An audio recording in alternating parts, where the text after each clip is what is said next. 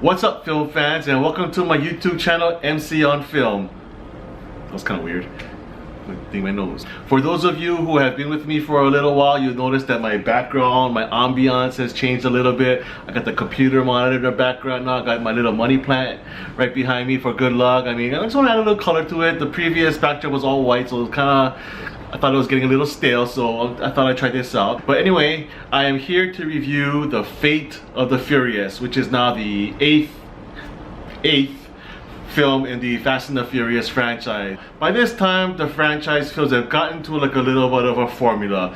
It's basically vroom, vroom, vroom. I've got a problem. I want you to help me. I'm retired. I'm not gonna do it. But insert problem here. Oh shit, I'm gonna do it. Vroom, vroom, vroom. Joke, joke, joke. Vroom, vroom, vroom. Family. Vroom, vroom, vroom. And that's basically it. And you know what? We all have fun with it. I love all the Fast and Furious films, some more than others, but you know, every single one has been very entertaining. So of course, I was looking forward to number 8 in the franchise. Now, we no longer have Paul Walker in the franchise, may he rest in peace. So the franchise will definitely be taking a different direction, a different tone to it than the previous 7 films. And I'll talk about that in a little bit. But let's talk about the action first, because that's what we really care about in these films, right? The first couple of sequences, to be honest, were kind of pedestrian, kind of tame. We've seen it before. So after the first 2 car chases, I was like, I really don't see this film taking any chances.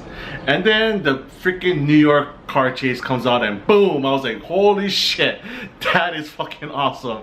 You got, it's like World War Z, except without zombies, it's cars. I mean, you got cars like flying out of garages, flying onto the ground. You got thousands of cars racing around the streets of New York. I mean, it was fucking nuts. I mean, I thought that was the most amazing sequence in the film, actually. And then, of course, you get the finale, a little taste of which was given in the trailers with the submarine chase and the cars on the iceberg, I mean, glaciers of Russia. So that was really cool, too. So action-wise, this film will not disappoint. It's still fun, it's still silly, and it's still a great time. So action-wise, I was very satisfied. The film does introduce a few new characters into the franchise as well. Charlize Theron, I thought, was a really good addition to this franchise as a new villain, Cypher. You know, when I first saw the trailer and I saw her with the dreadlocks, I'm like, oh shit, what the hell is this?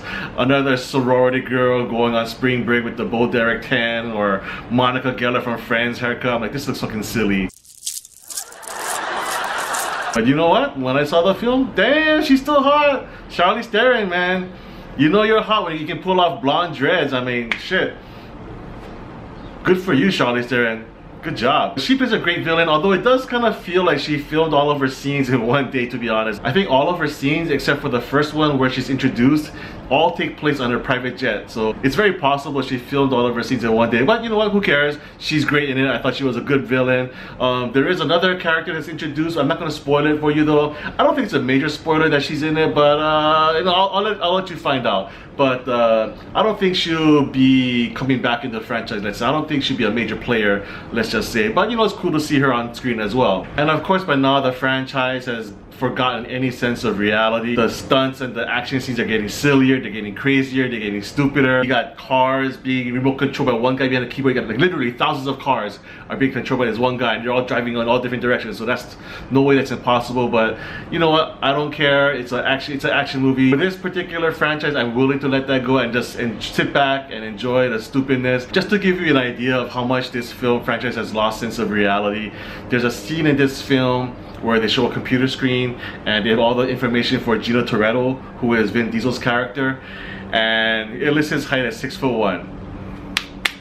Reality gone. So let's talk about the absence of Paul Walker for a little bit. You know, I really felt like through the first 7 films, Paul Walker was the true heart of the story and actually the real main character, because to be honest, Vin Diesel's Gino Toretto, he has never really changed from one film to the next. He was always, from the very beginning, this kind of rebel on the edge of the law, pretty much a criminal and doing all these criminal type things. Now Paul Walker's Brian, on the other hand, he started off in the first 2 films as an actual cop, and then he kind of developed to become part of this family, and that's where the real character and the real heart of this story is with Brian. So to have this particular film not have Brian anymore, I did feel there was a sense of loss there, and there was a definite change in tone. In his absence, they're giving The Rock a much larger presence in the film, which is of course is welcome. And Rock's great. He exudes personality, he exudes charisma, and he makes up for what Vin Diesel doesn't have. To me, Vin Diesel has never really been a big movie star. I think his stardom has just been a result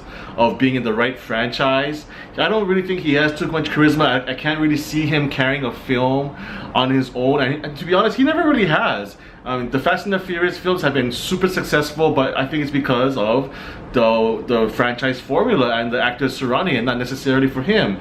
Now you have The Rock coming in, giving a supporting hand. They've also given Jason Statham a much larger role, which I thought was great as well. And you can tell he's having a great time in this role, so he was a welcome addition. Well, not an addition, but his increased role was welcome in this film as well. But I really feel like losing Paul Walker loses the heart of the franchise, if you can say that for an action franchise like this, but it's true. I really did miss his presence. So we'll see where this franchise goes from here. This is the first time out. Maybe it'll take a few films to kind of establish a different identity, a new identity for this franchise. So as far as the Fate of the Furious is concerned, the action sequences were great, the story was passable. I did miss the presence of Paul Walker, but overall, very enjoyable film. I will give it a 7. Thank you so much for watching, guys. If you like my film reviews, please give me a thumbs up and a like. And also, don't forget to subscribe. Is it there? Is it there? I think it's there. Anyway, click on that button and please subscribe to my channel so you don't miss any of my film reviews.